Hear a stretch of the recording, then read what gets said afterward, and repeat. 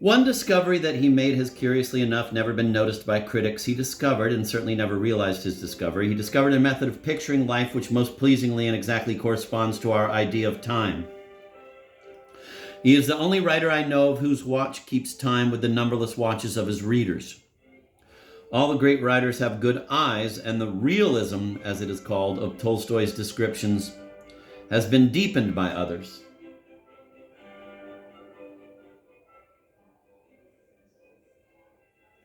And though the average Russian reader will tell you that what seduces him in Tolstoy is the absolute reality of his novels, the sensation of meeting old friends and seeing familiar places, this is neither here nor there.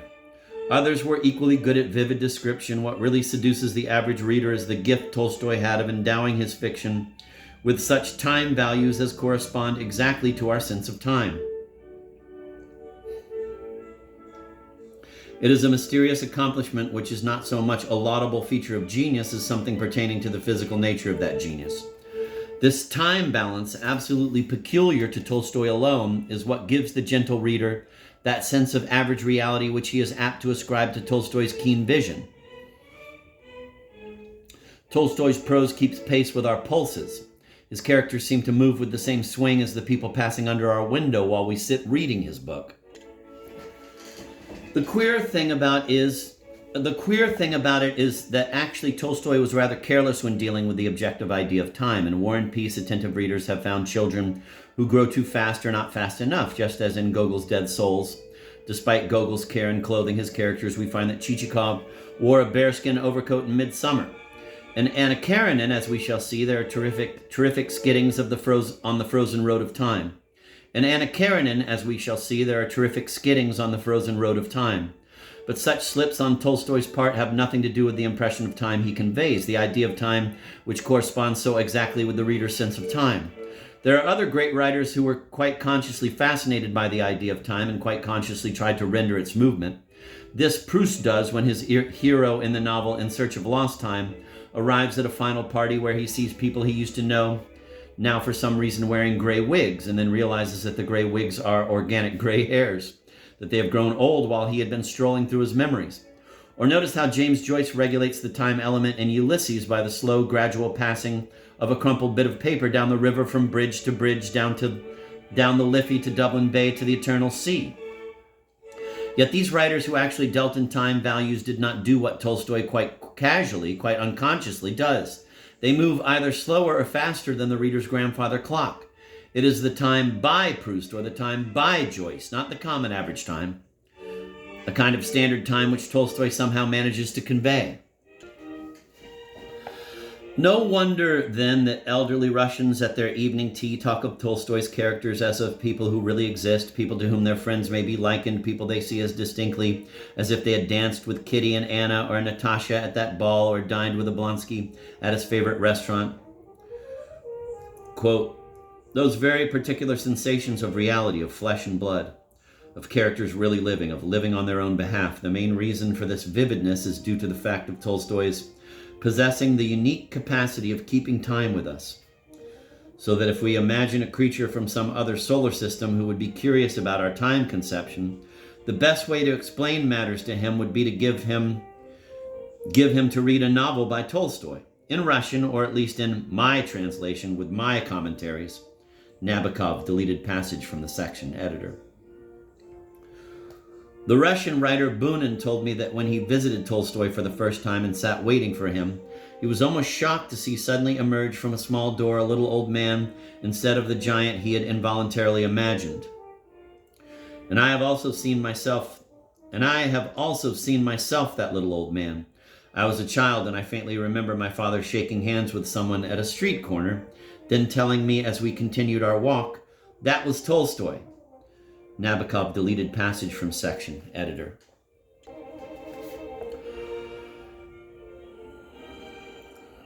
As we shall soon be dining with him, readers call Tolstoy a giant, not because other writers are dwarfs, but because he remains always of exactly our own stature, exactly keeping pace with us instead of passing us by in the distance as other authors do.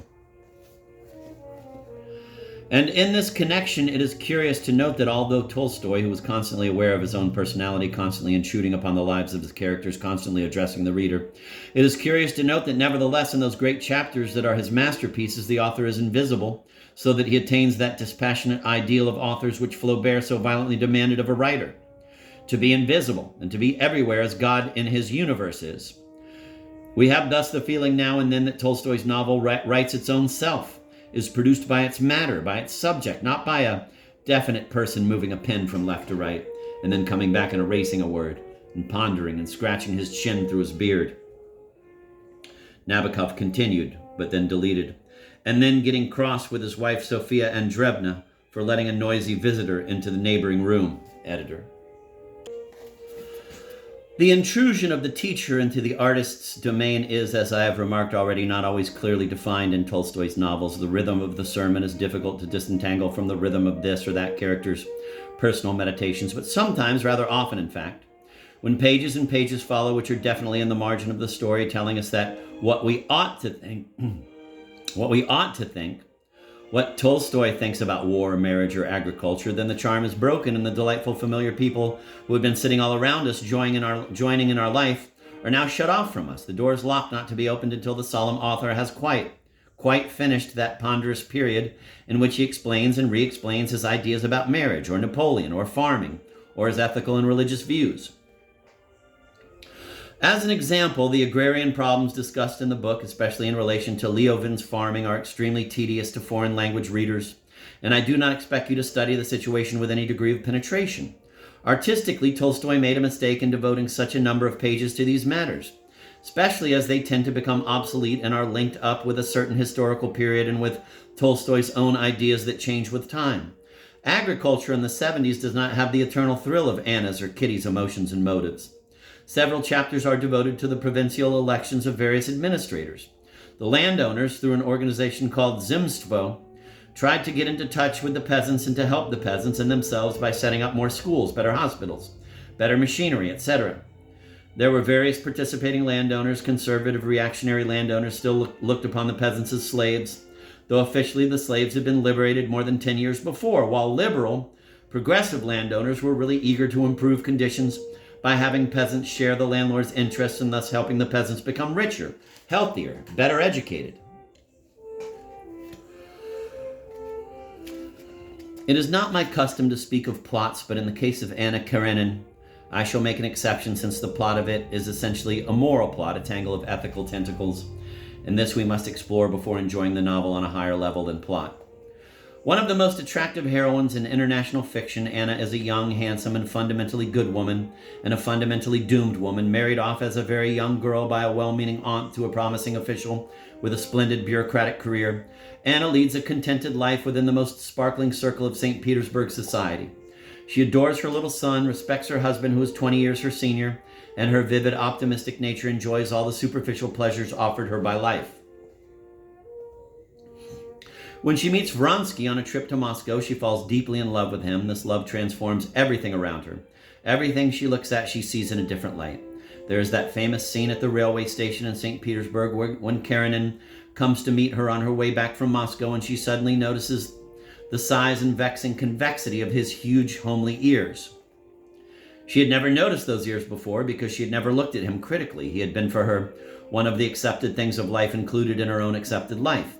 Now everything has changed. Her passion for Vronsky is a flood of white light in which her former world looks like a dead landscape on a dead planet. Anna is not just a woman, not just a splendid specimen of womanhood. She is a woman with a full, compact, important moral nature. Everything about her character is significant and striking. And this applied as well to her love. She cannot limit herself as another character in the book, Princess Betsy, does, to an undercover affair.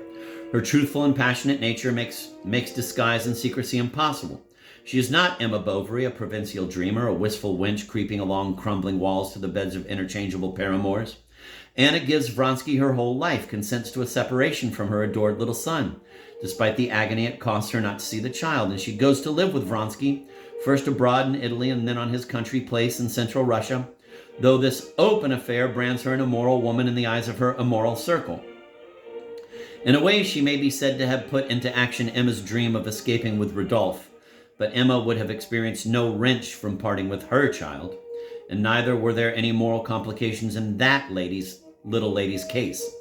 Finally, Anna and Vronsky return to city life. She scandalizes hypocritical society, not so much with her love affair as with her open defiance of society's conventions.